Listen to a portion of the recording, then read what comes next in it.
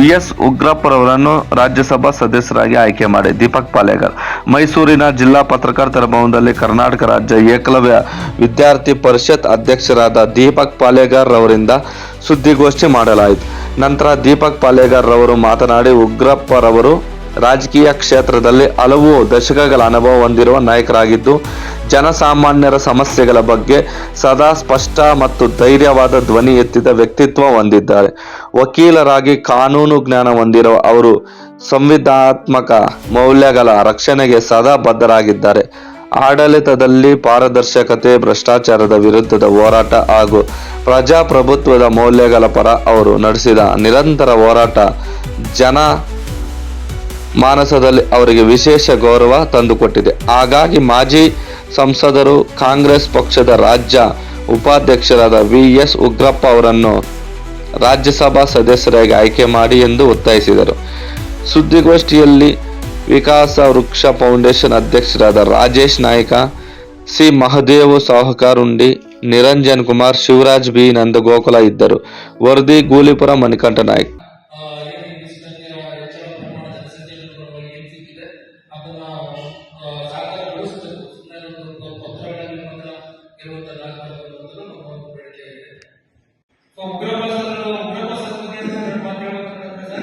ಅವರು ಮಾಜಿ ಸಂಸದರಾಗಿ ಕಾರ್ಯನಿರ್ವಹಿಸಿರುವಂತದ್ದು, ಮತ್ತೆ ಈ ಹಿಂದೆ ಮಹಿಳಾ ಮತ್ತು ಮಕ್ಕಳ ದೌರ್ಜನ್ಯ ತಡೆ ತಜ್ಞರ ಸಮಿತಿ ಅಧ್ಯಕ್ಷರಾಗಿ ಕಾರ್ಯನಿರ್ವಹಿಸಿರುವಂತದ್ದು. ಆ ಸಂದರ್ಭದಲ್ಲಿ ಸುಮಾರು 5,000 ಪುಟಗಳಷ್ಟು ಸುದೀರ್ಘವಾದಂತಹ ವರದಿಯನ್ನು ಅವರು ಆಡಳಿತದಲ್ಲಿ ಕೊಟ್ಟಿದ್ದಾರೆ. ಸೊ ಒಂದು ಬಹಳ ಹಿರಿಯ ಮುತ್ಸದ್ದಿ ರಾಜಕಾರಣಿ ಅವರು ರಾಜ್ಯದ್ದು ಇಡೀ ನಾಯಕ ಸಮುದಾಯದ ಆಸ್ತಿ ಅನ್ನೋದನ್ನ ಅವರು ಇಡೀ ರಾಜ್ಯದ ಒಂದು ಆಸ್ತಿ ಅಂತ ಹೇಳ್ಬೋದು.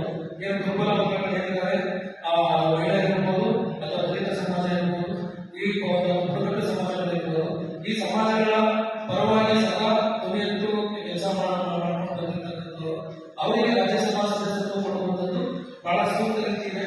ಸೊ ಮತ್ತೆ ಸ್ವತಂತ್ರ ಬಂದಾಗಲೂ ಕೂಡ ರಾಜ್ಯಸಭೆಯಲ್ಲಿ ಸೂಕ್ತ ಸ್ಥಾನವನ್ನು ಸಿಕ್ಕಿಲ್ಲ ನಾಯಕ ಸಮಾಜಕ್ಕಾಗಲಿ ಅಥವಾ ಕರ್ನಾಟಕದ ಬುಡಕಟ್ಟು ಸಮಾಜಕ್ಕಾಗಲಿ. ಸೊ ಈ ನಿಟ್ಟಿನಲ್ಲಿ ಕೂಡ ನಾವು ಉಗ್ರಪ್ಪ ಸರ್ ಅವರಿಗೆ ಒಂದು ಆ ಸ್ಥಾನವನ್ನು ಕೊಡೋದ್ರಿಂದ ಕಾಂಗ್ರೆಸ್ ಪಕ್ಷ ಎಲ್ಲೋ ಒಂದು ಸಮಾಜವಾದಿ ಪಕ್ಷ ಅನ್ನುವಂಥ ನಿರ್ಣಯದಿಂದ ಬಂದಿರುವಂಥದ್ದು ಅದು ಒಂದು ನ್ಯಾಯವನ್ನು ಸಲ್ಲಿಸಿದಂಗಾಗುತ್ತೆ. ಸರ್ವರಿಗೂ ಸಮಬಾಳುವಂಥ ಒಂದು ತತ್ವಕ್ಕೆ ನಿಜವಾದ ಅರ್ಥವನ್ನು ಅನ್ನುವಂಥದ್ದು ನಮ್ಮ ಒಂದು ಭಾವನೆ. ಸೊ ಈ ನಿಟ್ಟಿನಲ್ಲಿ ನಾವು ನಮ್ಮ ಒಂದು ಸಂಘಟನೆ ವತಿಯಿಂದ ಹಾಗೂ ಸಮಾಜದ ವತಿಯಿಂದ ಹಾಗೂ ವೇದಿಕೆಯಲ್ಲಿರ್ತಕ್ಕಂಥ ನಾವೆಲ್ಲರ ವತಿಯಿಂದ ನಾವು ಕರ್ನಾಟಕ ರಾಜ್ಯ ಕಾಂಗ್ರೆಸ್ ಮತ್ತು ಕರ್ನಾಟಕ ರಾಜ್ಯ ಸರ್ಕಾರಕ್ಕೆ ನಾವು ಮನವಿಯನ್ನು ಮಾಡ್ತಿದ್ದೇವೆ. ಸುಧಾರಿಸಬೇಕಿದೆ. ಸುಧಾರಿಸಲು ಹಂತದಲ್ಲಿದ್ದೀವಿ. ಜನಸಂಖ್ಯೆಗೆ ಅನುಗುಣವಾಗಿ ನಾವು ಹೇಳೋದಾದ್ರೆ ರಾಜ್ಯದಲ್ಲಿ 4ನೇ ಸ್ಥಾನವನ್ನು ಅಥವಾ 5ನೇ ಸ್ಥಾನದಲ್ಲಿ ನಾಯಕ ಸಮುದಾಯ ಬರುತ್ತೆ ಅನ್ನುವಂಥದ್ದು.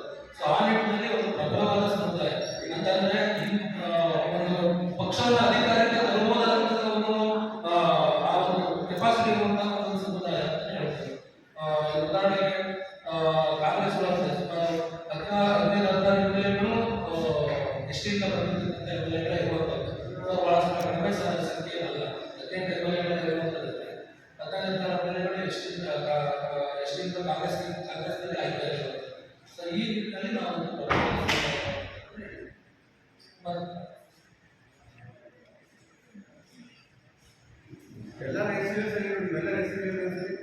ಸರ್, ನನ್ನ ಹೆಸರು ದೀಪಕ್ ಪಾಲೇಕರ್ ಅಂತ ಹೇಳಿ ಏಕಲವ್ಯ ವಿದ್ಯಾರ್ಥಿ ಯೋಜನಾ ಪರಿಷತ್ ಅಧ್ಯಕ್ಷ ಇದ್ದೀನಿ. ಇವರು ಸರ್ ರಾಜೇಶ್ ನಾಯ್ಕ ಜಿಆರ್ ಅಂತ ಹೇಳಿ ಇವರು ವಿಕಾಸ ವೃಕ್ಷ ಫೌಂಡೇಶನ್ ಅಧ್ಯಕ್ಷರಾಗಿ ಗುರುಪೇಟೆ. ಮತ್ತೆ ಇವರು ಸಾಹುಕಾರ್ ಉಂಡಿ ಸಿ. ಮಹದೇವ್ ಅಂತ ಹೇಳಿ ಇವರು ಕೆಪಿಸಿಸಿ ಜಿಲ್ಲಾ ಎಸ್ಟಿ ಘಟಕದ ಉಪಾಧ್ಯಕ್ಷರಿದ್ದಾರೆ. ಮತ್ತೆ ಅವರು ನಿರಂಜನ್ ಅಂತ ಹೇಳ್ಬಿಟ್ಟು ನಿರಂಜನ್ ಕಳಲೆ ಅವರು ವಿಕಾಸ ವೃಕ್ಷ ಫೌಂಡೇಶನ್ ಕಾರ್ಯದರ್ಶಿ ಇದ್ದಾರೆ. ಮತ್ತೆ ಇವರು ಶಿವರಾಜ್ ಅಂತ ಹೇಳಿ ಶಿವರಾಜ್ ನಂದಗೋಕುಲ ಅವರು ನಾಯಕ ಸಮಾಜದಲ್ಲಿ ಮುಖಂಡರಿದ್ದಾರೆ. ಉಗ್ರಪ್ಪ ಸರ್ ಬಗ್ಗೆ ಮಾತಾಡಬೇಕಂತಂದ್ರೆ ಸರ್, ಅವರು ಮಾಜಿ ಸಂಸದರಾಗಿ ಕಾರ್ಯನಿರ್ವಹಿಸಿರುವಂತದ್ದು, ಮತ್ತೆ ಈ ಹಿಂದೆ ಮಹಿಳಾ ಮತ್ತು ಮಕ್ಕಳ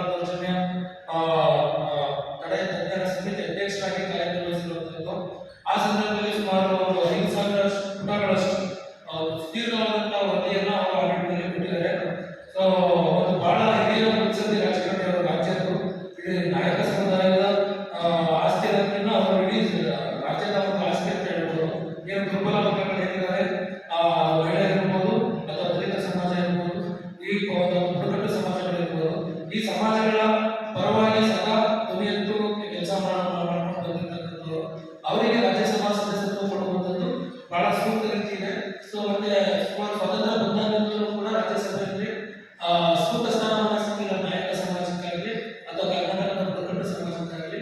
ಸೊ ಈ ನಿಟ್ಟಿನಲ್ಲಿ ಕೂಡ ನಾವು ಉಗ್ರಪ್ಪ ಸರ್ ಅವರಿಗೆ ಒಂದು ಆ ಸ್ಥಾನವನ್ನು ಕೊಡೋದ್ರಿಂದ ಕಾಂಗ್ರೆಸ್ ಪಕ್ಷ ಎಲ್ಲೋ ಒಂದು ಸಮಾಜವಾದಿ ಪಕ್ಷ ಅನ್ನುವಂಥ ಹಿನ್ನೆಲೆಯಿಂದ ಬಂದಿರುವಂಥದ್ದು ಅದು ಒಂದು ನ್ಯಾಯವನ್ನು ಸಲ್ಲಿಸಿದಂಗಾಗುತ್ತೆ. ಸರ್ವರಿಗೂ ಸಮಪಾಲು ಸರ್ವರಿಗೂ ಸಮಬಾಳು ಅನ್ನುವಂಥ ಒಂದು ತತ್ವಕ್ಕೆ ನಿಜವಾದ ಅರ್ಥವನ್ನು ಕೊಡುವಂತಾಗುತ್ತೆ ಅನ್ನುವಂಥದ್ದು ನಮ್ಮ ಒಂದು ಭಾವನೆ. ಸೊ ಈ ನಿಟ್ಟಿನಲ್ಲಿ ನಾವು ನಮ್ಮ ಒಂದು ಸಂಘಟನೆ ವತಿಯಿಂದ ಹಾಗೂ ಸಮಾಜದ ವತಿಯಿಂದ ಹಾಗೂ ಈ ವೇದಿಕೆಯಲ್ಲಿ